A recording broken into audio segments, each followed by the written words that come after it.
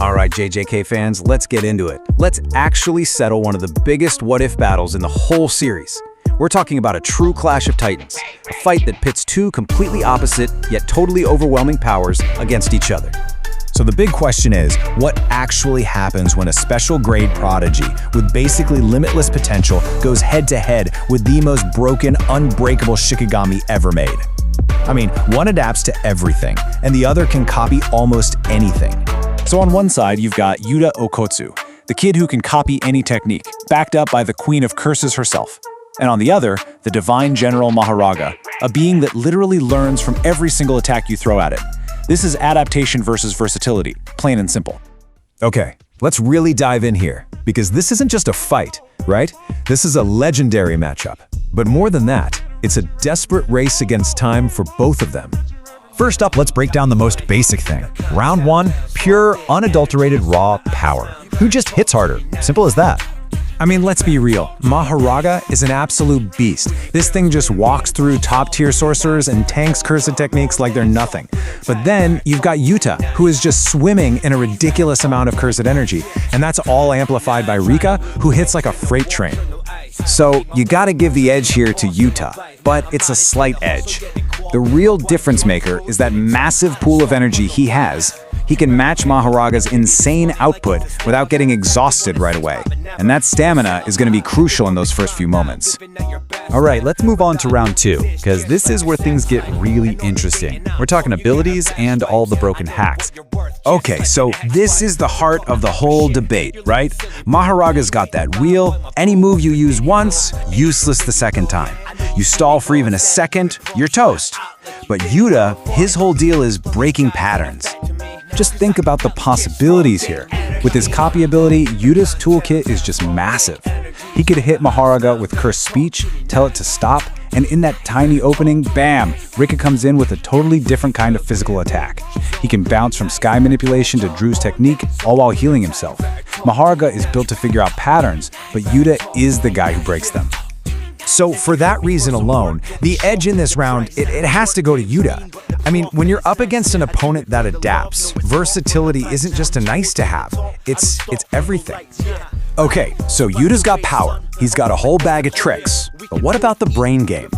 Let's get into round three, Battle IQ. The difference here couldn't be simpler, but man, is it critical. Maharaga is basically a weapon, a pure reactive force. It doesn't plan. Yuta, on the other hand, he's a fighter. He's thinking, he's studying, he's strategizing. And that is why strategy is so crucial in this fight. The real enemy isn't Maharaga's strength, it's that ticking clock of its adaptation. If Yuta is smart enough to see that threat right away and acts on it, that's his path to victory. So yeah, the edge once again goes to Yuta. In this kind of high-stakes chess match, Maharaga is a powerful piece, sure, but Yuta is the one playing the whole board. That's a huge advantage. So, Yuta's up 3-0. Easy win, right? Nope, not even close. Now we gotta talk about the two massive X factors that could flip this entire fight upside down. First up, Maharaga's Sword of Extermination. And listen, this is no ordinary blade. It's covered in positive energy, which is basically poison for cursed spirits. For a cursed spirit, getting hit with this means instant decomposition, and that makes it a one-hit kill weapon against Rika. If Maharaga lands just one clean shot with that thing, Yuta's biggest weapon, his backup, his queen, she could just vanish instantly. The fight's dynamic would completely change. And here's the other big catch. While Maharaga's on that adaptation clock, Yuta is on a literal timer. He's only got 5 minutes. 5 minutes to use his copy techniques and have Rika fully manifested. If he doesn't win in that window, his power plummets. Okay, we've looked at power, abilities, battle smarts, and those game-changing X factors. It's time. Let's put it all together and make the final call. So when you break it down, yeah, Maharaga definitely wins a long, drawn-out fight. It's got endless endurance. But Yuta's burst damage and versatility give him a huge early-game advantage. The real wild card, though, is still that sword. Its lethality against Rika is a massive threat. So this really paints a picture of two very different paths to victory.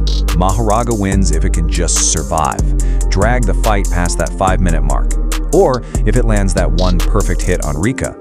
Yuta wins if he goes all out, a total blitz, and tries to overwhelm Maharaga from the word go. So, after all that, after weighing everything, the final call is Yuta Okotsu wins. But, and I can't say this enough, it is an extreme difficulty fight. This is about as close as a matchup can possibly get. In the end, it comes down to Yuta's unique combo of brains, a deep bag of tricks, and that insane amount of cursed energy. That's the toolkit he needs to get a decisive win, but only if he can do it before Marahaga's adaptation becomes truly unstoppable. But hey, that's just our breakdown of this incredible fight. Now I really want to know what you think. Looking at everything we talked about, who do you think takes it? And what's the one move or strategy that you think seals the deal? Let us know what you think.